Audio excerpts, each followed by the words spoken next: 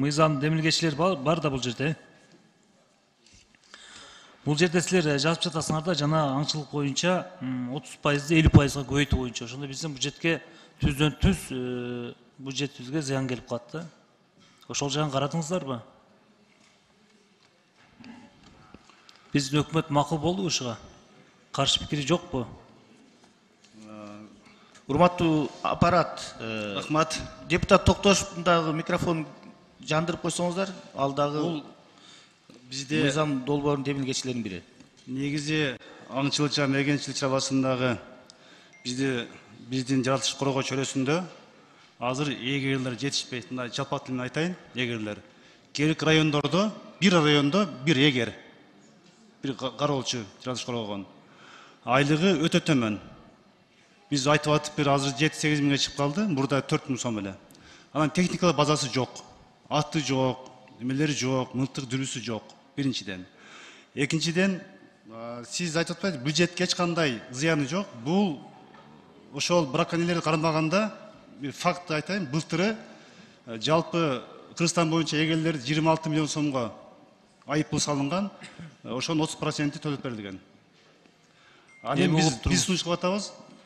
Алардын стимулун көтөрүү боюнча, аларга жардам берүү боюнча кызыктар болуш үчүн биз ошол 30% эмес 50%га көтөрүлүп атабыз. Бул бюджетке бир сом да зыян жок. Эми угуп туруңуз. Эгерде 50%га көтөрүп колдоп берсек биз, мурда бюджетке аларга 30% берип жүргөнбүз. Мындан кийин 50% бере турган болсок, биздин бюджетке сөзсүз түрдө терс таасирин берет да. Туурабы? Жок, бул бюджетке биринчиден статьяга кирбейт. Канча акча түшөрүн бул алдын ала аныкталбайт да. Мыйзам бузуу болсо, браконьер кармаса, бул айыппул салынат. Мында бюджетте алдын ала мынча айыппул салынат түшөт деген бизде андай берене жок.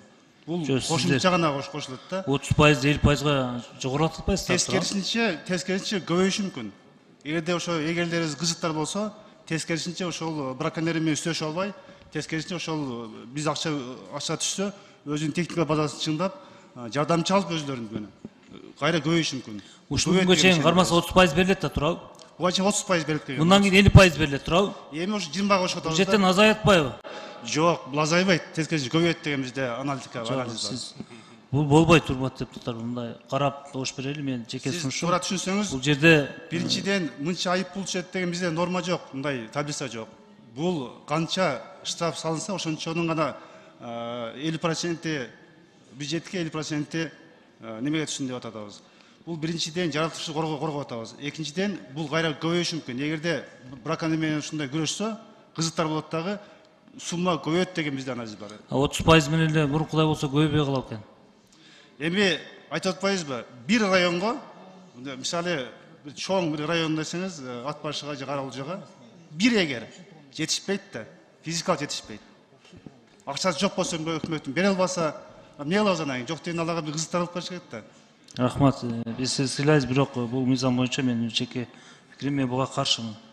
Урматтуу депутаттар өздөрүнүн да пикирин билдирип, өзүнүн добуш өздөрү беришет. Рахмат.